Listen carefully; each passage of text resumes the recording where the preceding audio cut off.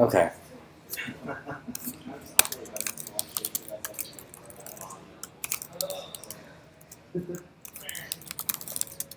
What's today? 8/7, I think. Okay. So let's do some questions. Let's. I said we were going to do Q&A first. So let's do any questions. It can be related to really anything we've been working on recently or in the past that you wanna get another shot at another explanation at. How about building a mystery word application?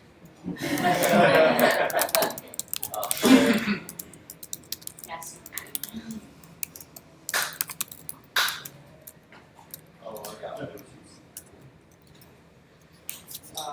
Implementing the PGP Promise again.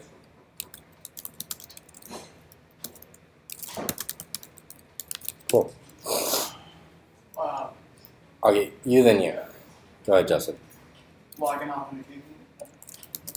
Is that something we just talking about, like the brief thing that we did, or you want like, what's your question about login authentication? Just like I have like set up like page like render and everything. I just need to know like how to connect like stuff like so it authenticates to the application. So like a password. Yeah. I'm not sure what the two are. I don't know. All I know is I don't really get it. Yeah. Okay. I think maybe I get what you're getting at, and we're going to talk about this. Oh, authentication. Yeah. I'll give a little rundown on that. Maybe it'll answer your question. If it doesn't, we can elaborate. Sean. If listeners could note that's being taken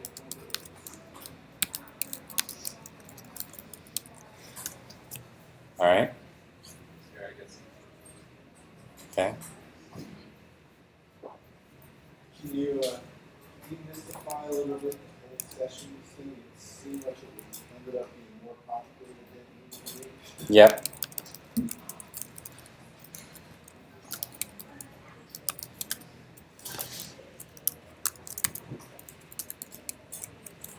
These two are kind of related.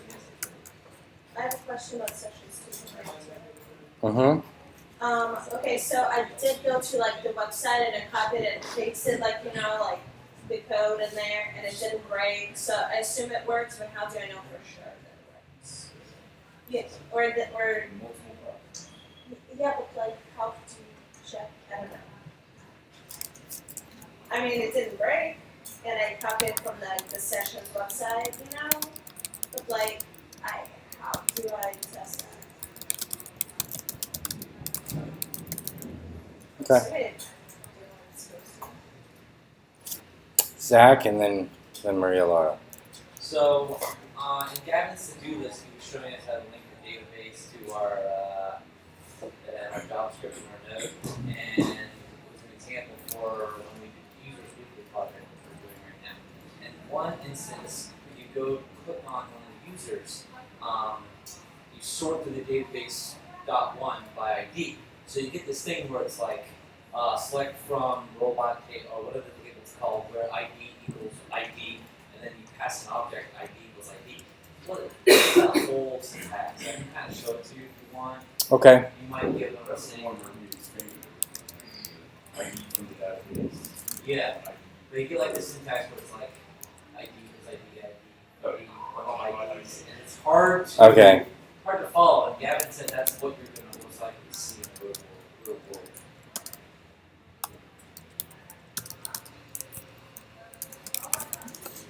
Okay. Maria Laura and then. Yes. Yesterday we were reviewing with Javi some of the typical functions that we use, and I found there's more that you can actually use to make your life easier, like join. And so I wanted just to add the list of for each find filter, but I wanted to use some other that could be handy when we were using a different thing. Because I didn't know that the function join existed, so I said that to you in Google Docs. Yeah. Hey, she told you should have known.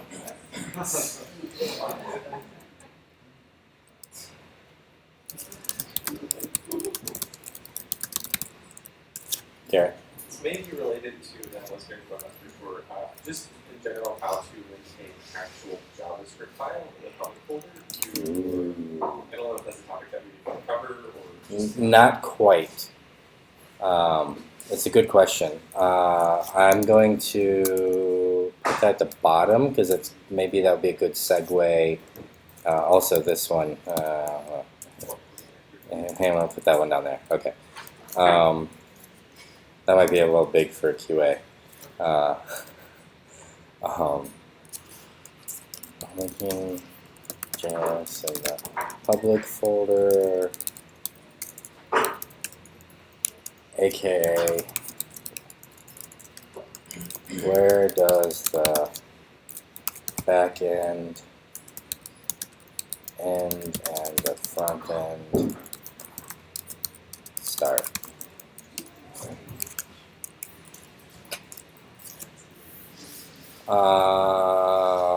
Any more?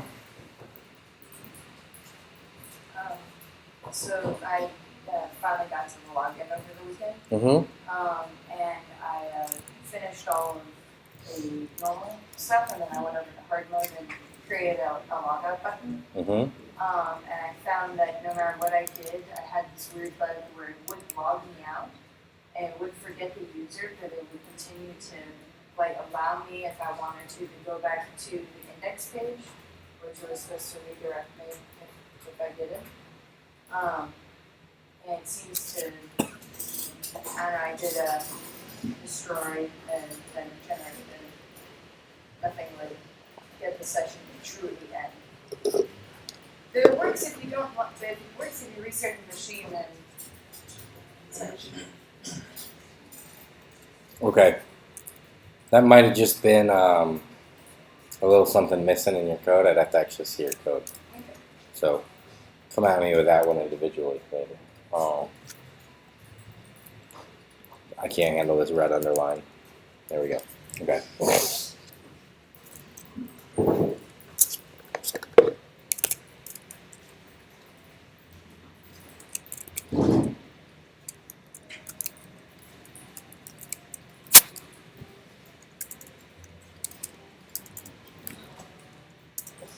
Cool.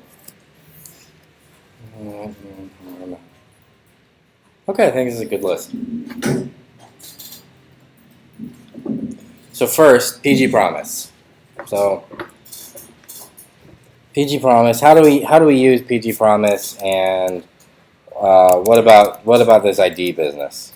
So the first thing I do whenever I have a question about using a library, and I know I keep moving this microphone, it's probably super annoying, but I think that's going to be my idle tick for the morning. So PG Promise, there's the GitHub page, and then I also see there's this website here, vitaliT.github.io/pgpromise, and if we look, it's the same URL as this.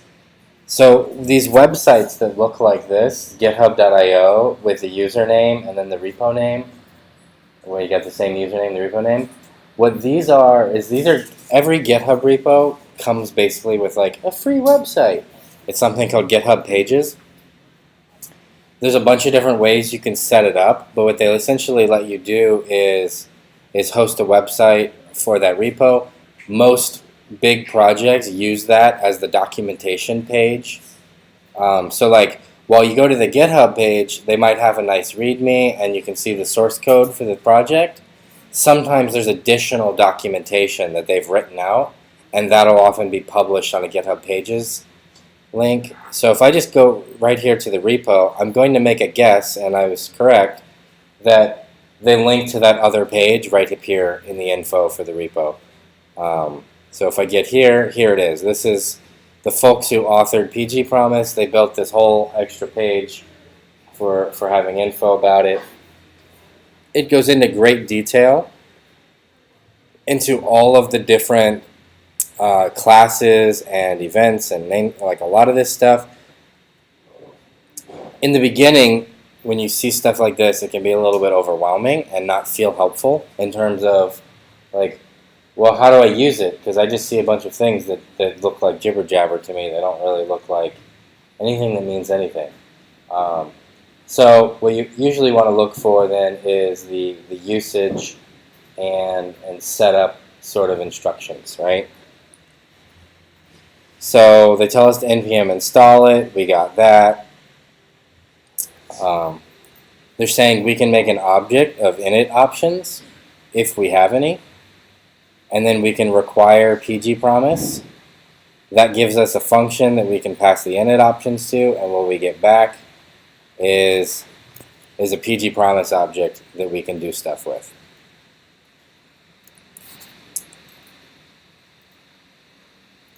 So once we've got that, that's when they drop us there. Go learn by example, right? So here they kick us from that website over to the wiki on GitHub. So this stuff might be kind of straightforward, right? db.any, select star from users where active is equal to this. Did Gavin and Mark have you all last week using interpolation here at all, or is that kind of getting to, I think was it Connor's question?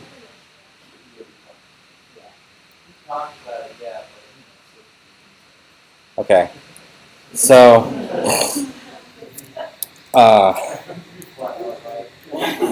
no, that's fine. That's fine. Let me. This is some Code Wars stuff I was working on. Oh, y'all want to see this wacky Code Wars I did over the weekend? It's a 2Q. This was my solution.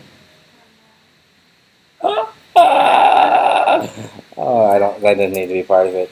It is Hello World, written in under 40 lines of code, and each line can only have 2 characters in it. In JavaScript.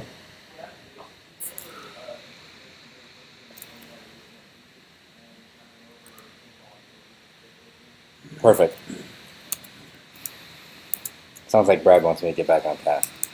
Okay. Alright. Okay, I gotta send that to somebody. Okay. So let's make their Q&A on 8.7. Here's our directory for today.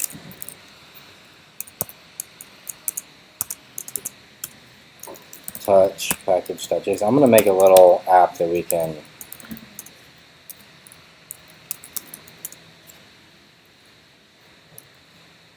install PG Promise into and have some data.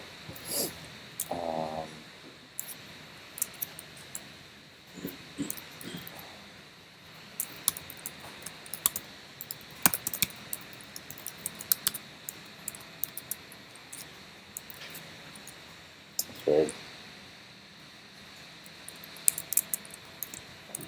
Okay, so I'm going to npm install PG Promise.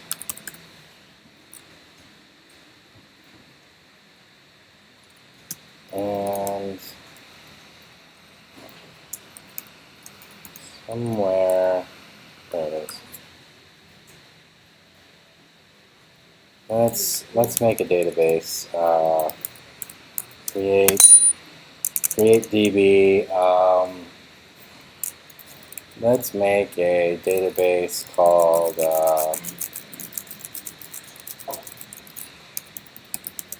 Adventure Time.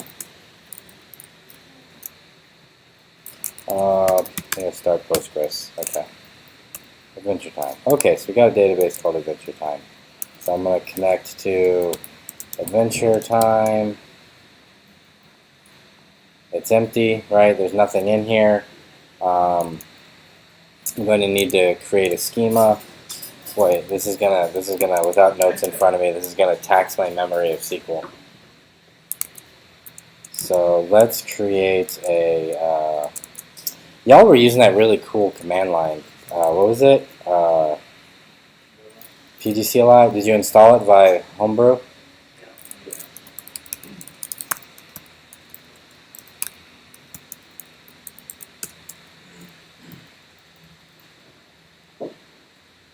Can y'all see that at the bottom if I make it bigger?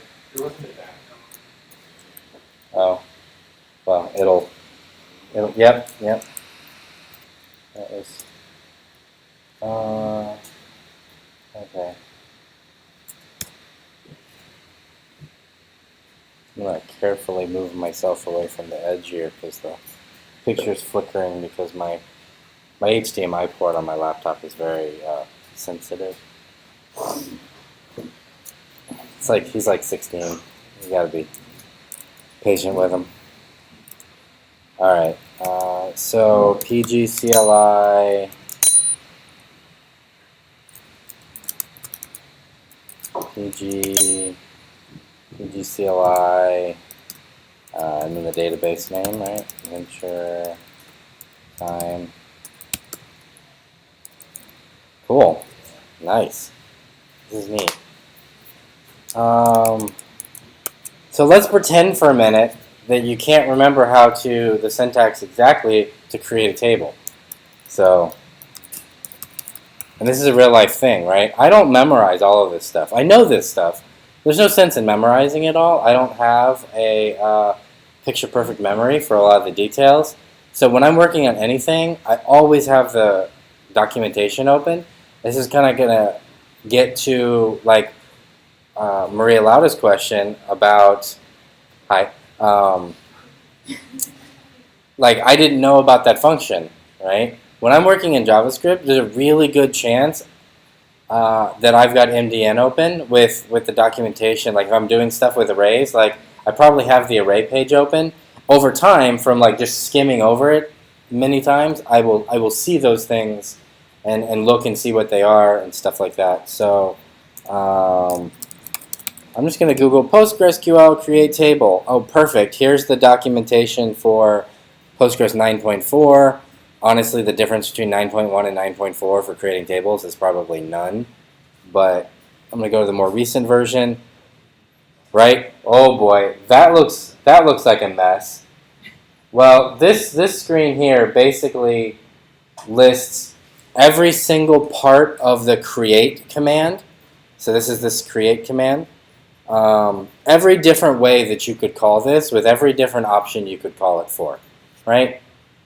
That's like, we only need a slice of that. We don't need all of this information. So I'm going to scroll past parameters, blah, blah, right? And I'm going to see somewhere down here, they will have some real world examples. Perfect. This is all I'm looking for, right? So, and actually, is it this? Yes, sweet. So I actually do have a JSON file that has all this stuff in it, so I just need to remember sort of, we got the character's name, a picture, and info about them. So that's what we're going to put in our database. Oops, where was I? So if we look at this, so we create table, the name of the table, and then whatever fields we want. And the ID, we want an ID.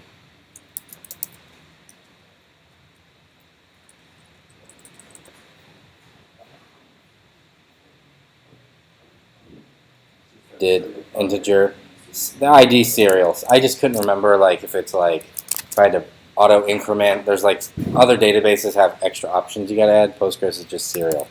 Perfect. So create table. Whoops, I shouldn't have pressed enter, huh? Create table. Oh, how do I?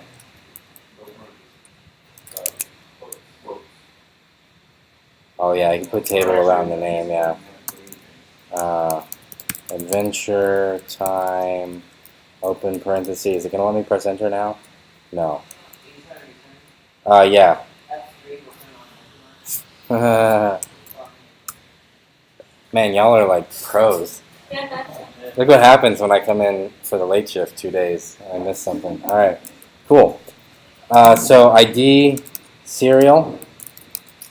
And are these commas or semicolons at the end of the line? Commas. Okay. So we got an ID serial. We got the name, which is a We could use varchar. I like to use text for my column types. So I'm just going to say text. Yes. For ID, do we want to say serial key? You just put primary. Oops. Dude. Serial primary.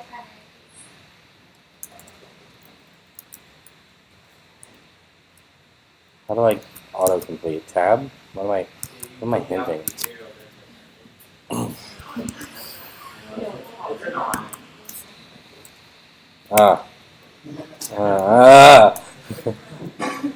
Primary key, comma, okay. Name is a text column. I'm just going to put bio is also a text column. And then their image is going to be URL, and it's going to be a text column. Closing thing, semicolon.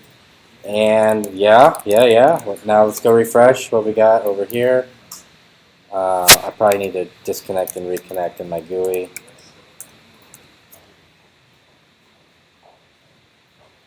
There we go. Yeah.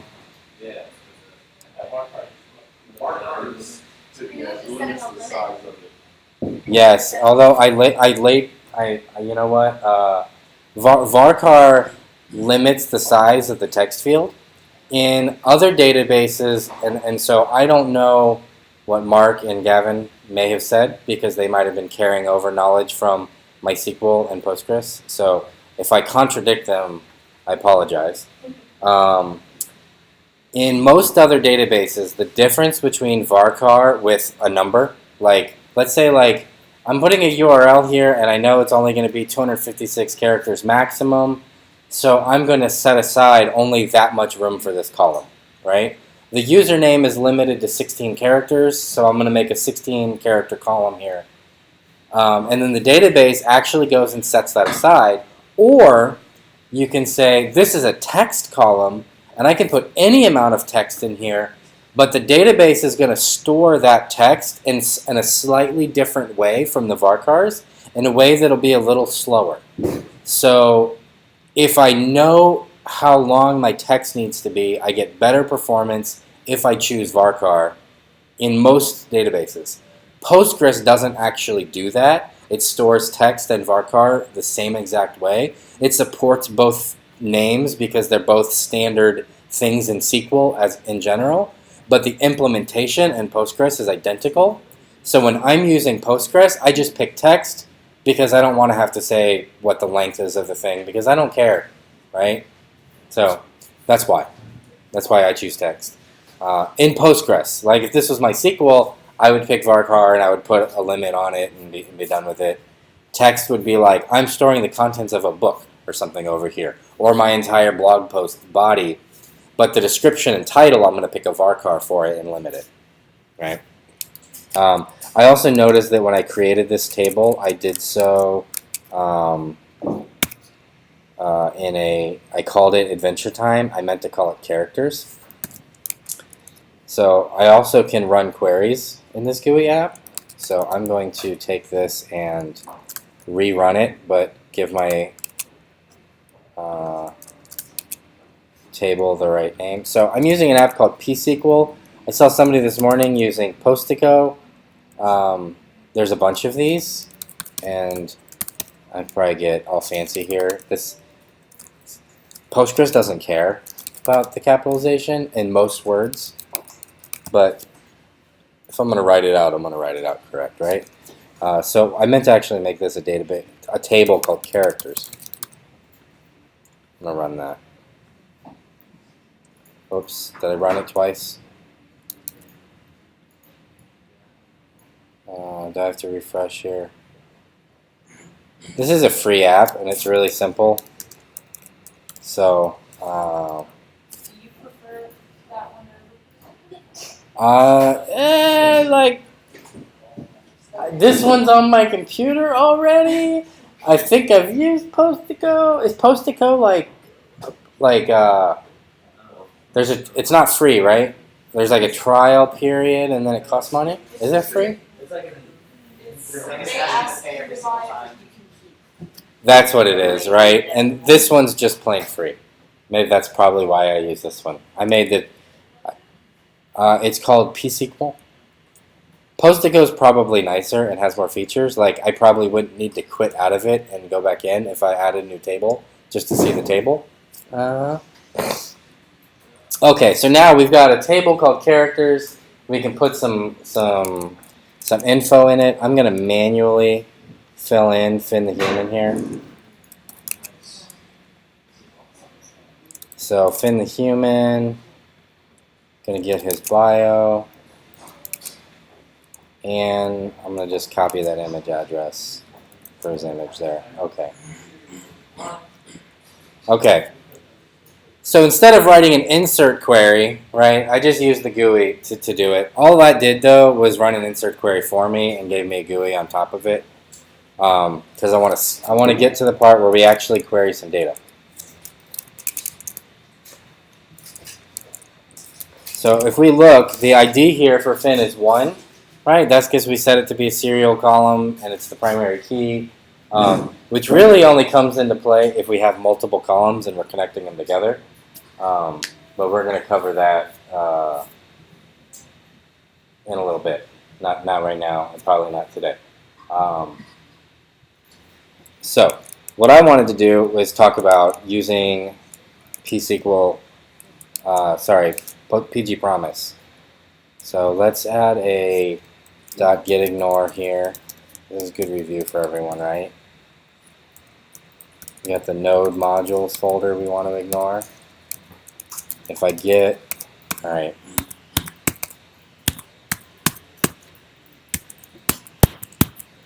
Fucking Emacs.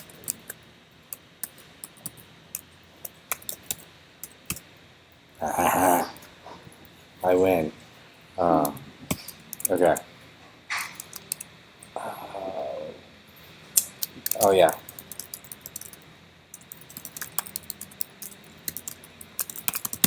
Make sure, okay. So we just got some boilerplate in here for now, starting out, okay. So we got PG Promise. Let's add Express.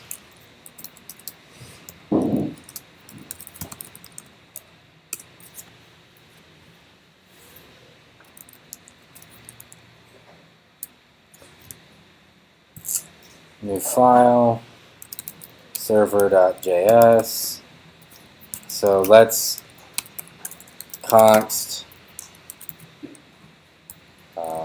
app is require express and then call it. Is that the?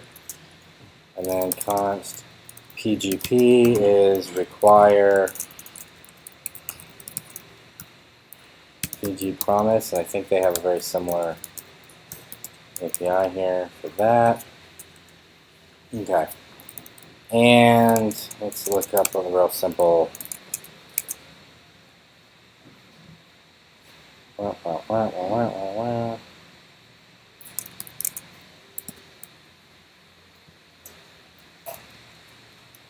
Let's just do this here.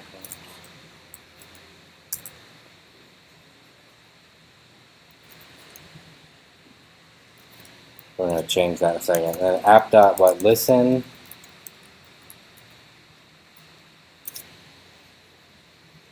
$3,000 something for $3,000.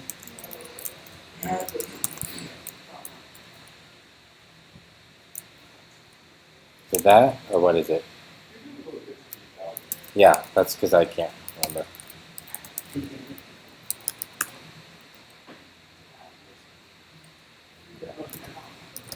Not Express shopping. Express.js. Where's let's see, getting started. Thing. Guide. Routing. Branch app.kit. Where's the listen? Listen. I'd like listen like using 3,000 common packages.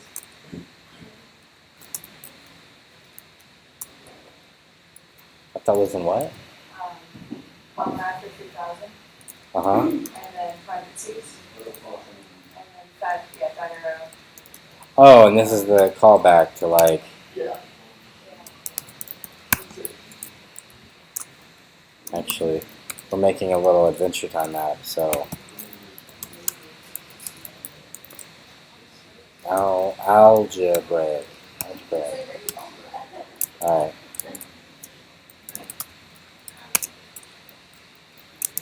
So if I did this right, I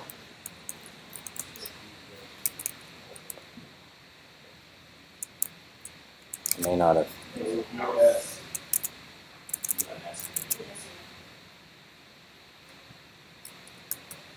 Hey, okay, cool. So let's rename this to characters, right?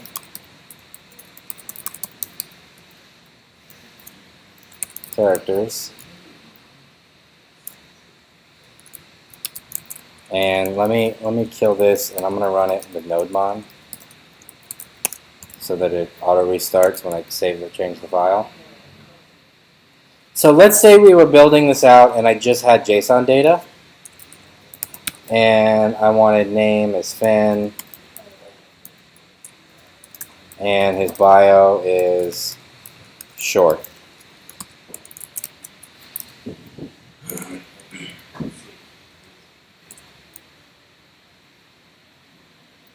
Oh. I've seen this happen with a couple other folks. So how many people have been running NodeMon and then this happens? And then what do you do? I'm curious.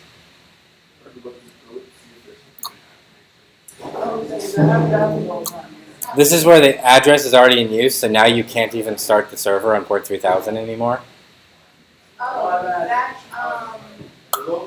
I mean, what's that? Yeah, it's, yeah, that's part of it. So the app is still running, right? But it's no longer connected to my terminal.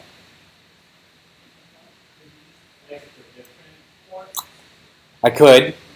That's one way to solve it. Go change my code and start it on a different port, and then each time it happens, do that over again. Yeah, Javi. Nope. Nope. Now sometimes if I quit the terminal and I go back in, it might quit the process. But in this case, it is still running. So what I'm going to do is I'm going to type PSAUX, right? Which if we run this command, it lists all the different processes that are running by my user on the computer. I'm going to search those for the node ones. Oops. I'm going to grab for node. There we go. Node server.js. And that's the ID number for that process, and I'm going to kill it. So this happens. It's dead. If I go look here, can't be reached, and I can start my app over again. It was grab? Yeah. So the magic command here is this PSAUX, and then the pipe character, and then grep, and then I'm just searching for node. So there's actually a couple other processes running on my computer that are built on Node.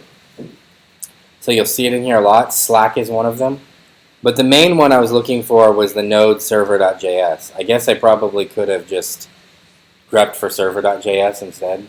But you don't have to remember this. The nuclear option is reboot. Or like hope that NodeMon doesn't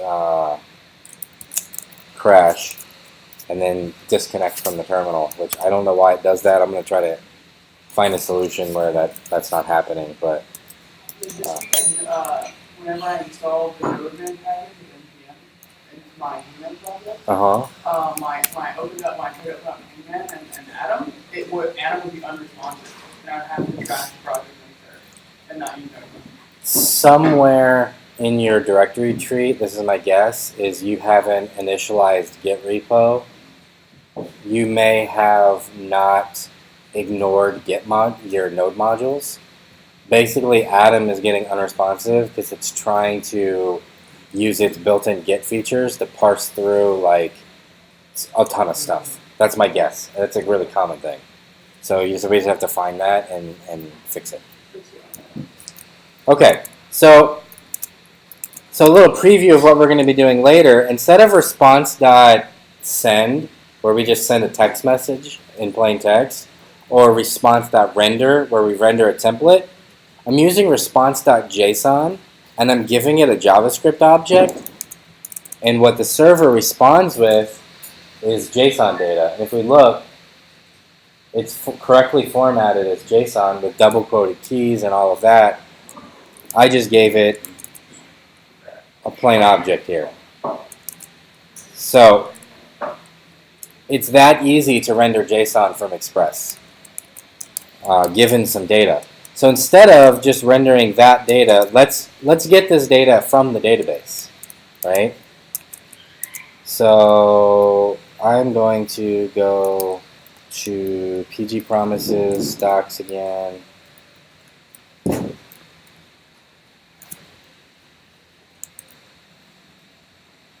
They have,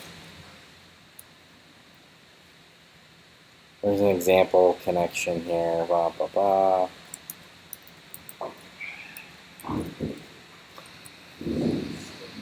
These sequences, transactions, where's this link here? So connection is either a configuration object or a connection string.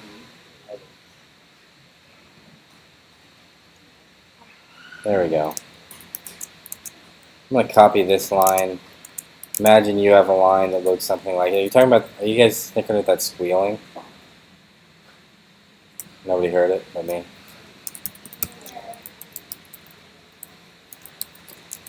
Okay. So now we've got a DB object. This should be connected to our database. I didn't get any error messages, so I hope that it is.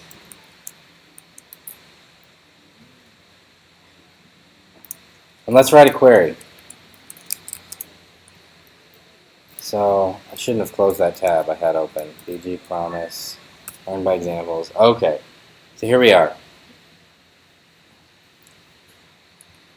Let's use this query.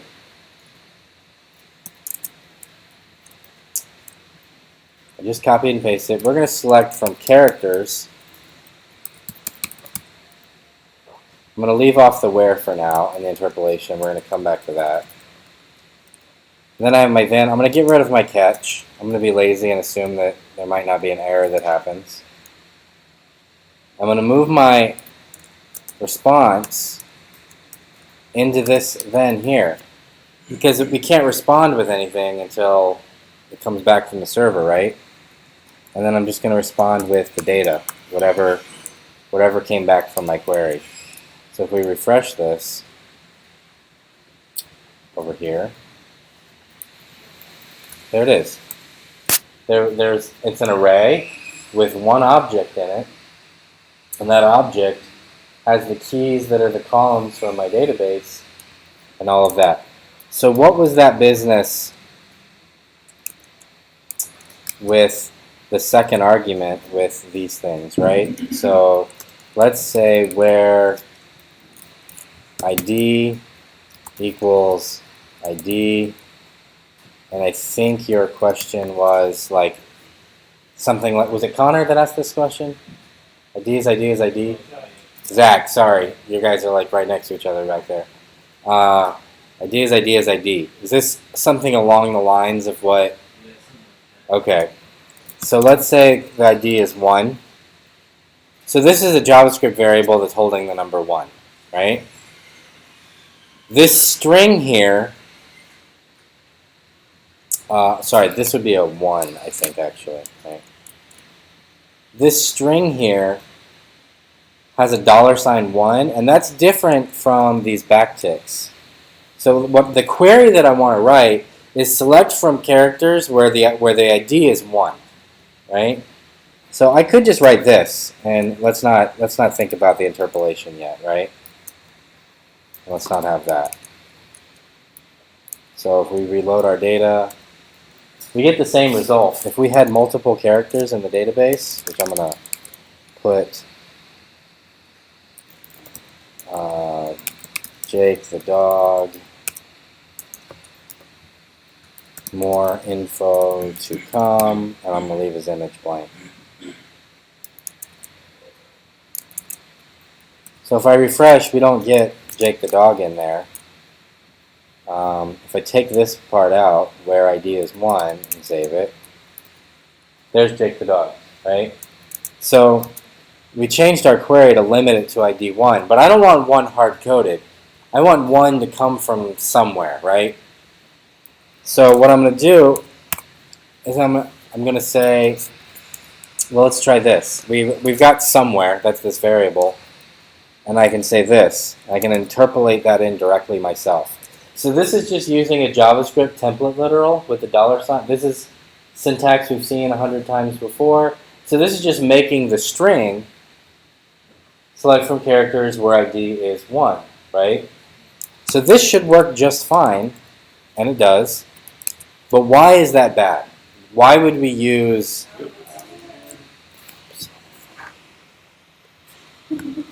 Oh, at least QuickTime didn't stop recording this time. Thank you, thank you, Justin.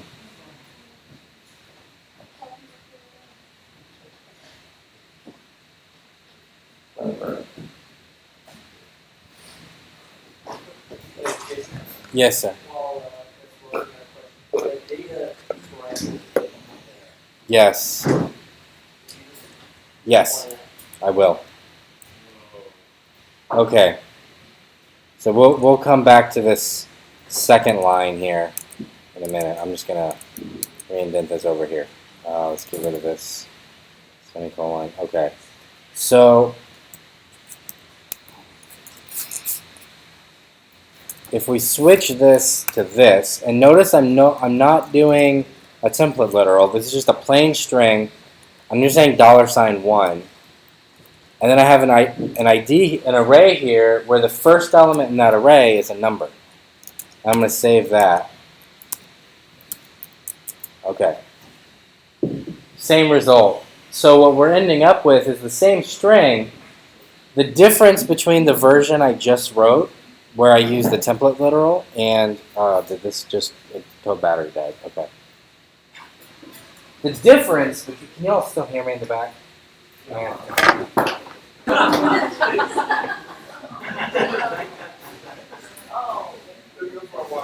Yeah, right?